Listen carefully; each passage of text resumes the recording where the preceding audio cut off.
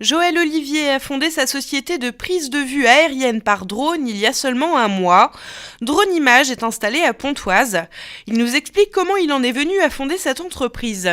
Je suis déjà photographe auto-entrepreneur et en tant qu'ancien militaire de l'armée de l'air, aviation plus photo, ça a donné Drone Image. Quelle zone couvrez-vous? Alors tout le nord-ouest de la France, c'est-à-dire en gros la Picardie, la Basse et Haute-Normandie et toute l'île de France. Et avec comme zone de départ Pontoise ou comment ça se passe? J'ai loué des bureaux à Pontoise. Et donc quel client visez-vous? À quoi ça peut servir ces prises de vue aériennes? Principalement des entrepreneurs pour les toitures par exemple, tout ce qui est industriel, tout ce qui est agence immobilière.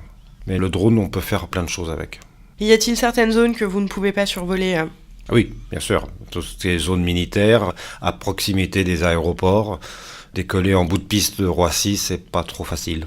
Ceci dit, n'est pas infaisable, il suffit d'avoir un accord.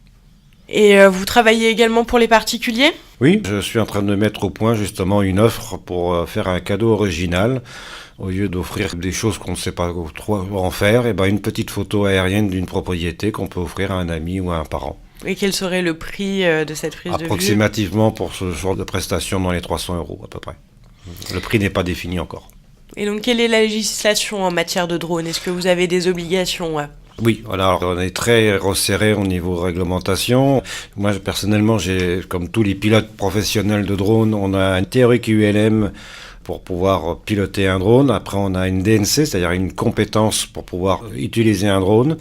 Et après, on a un dossier à remplir qu'on doit envoyer à la DGAC pour avoir un accusé de réception. Et ça nous permet d'être professionnels. Et on est enregistré à la DGAC. Et combien d'appareils possédez-vous? Au jour d'aujourd'hui, j'en ai 2 et je suis en train de voir pour en acheter un 3e, mais beaucoup plus gros.